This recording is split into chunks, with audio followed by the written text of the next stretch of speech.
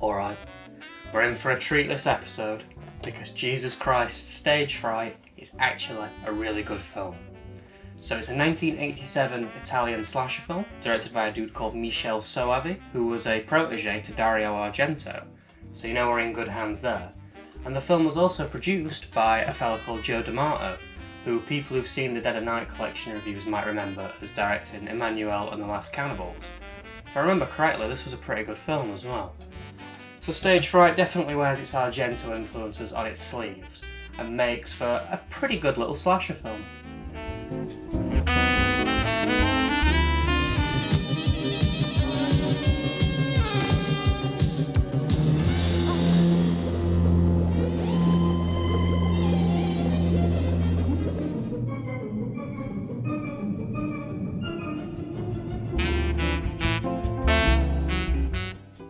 The plot centres around a group of actors who are putting on some weird abstract dance performance thing. One of the actors hurts her leg, so she goes to an insane asylum to get it sorted. Makes sense, I guess? She accidentally brings back with her though a deranged serial killer, and he proceeds to kill off the actors one by one while dressed in an owl costume. Now, as absurd as all this sounds, it does really work well. The characters are all quite stereotypical, but they are very watchable as well. The acting and dubbing is actually pretty good this time around. You get the odd line here and there that's a little strange, but it's to be expected with this sort of film, and honestly, I always think it adds to the fun. Sybil! Sybil, you on? Floor, and then he cut her into pieces. I don't want to hear. That's horrible. Peter, open this door. Open the door! All right! The editing, pacing and cinematography are all top notch here, with some really great shots and set pieces. The camera's quite active and it's not afraid to move around with people. Really helps with the tension, and scenes like where the actors are sneaking around in the dark are made a hell of a lot more interesting. It was refreshing finally seeing a film with some well-earned tension in it.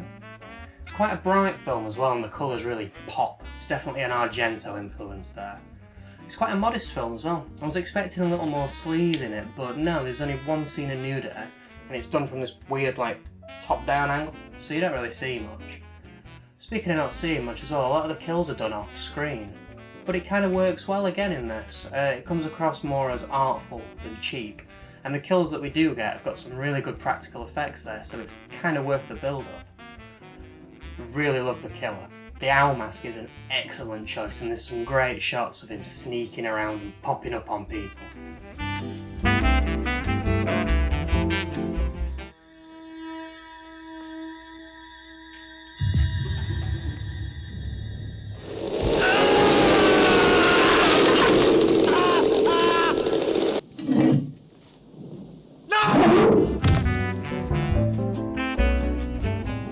Bloody hell, they've finally done it. This print is great. It's clear and it doesn't look cheap at all, both in the sound and visual department, and I can honestly say that this is the best looking Vipco film yet. We don't get anything new on the disc, but we do get everything that we usually get on the disc. We get all 4 trailers, chapters like stills, and filmography. And would you believe it, the case is great too. Nice screenshots, all the info's correct, short and sweet, and it really sells the film. Overall then, this was a really great film and a lot of fun. Definitely one of the best so far. If you like Italian films, slasher films, or just a slower paced horror film in general, I'd definitely recommend checking this one out. If you did want a Blu-ray, I'm afraid you're out of luck. This is your lot in the UK.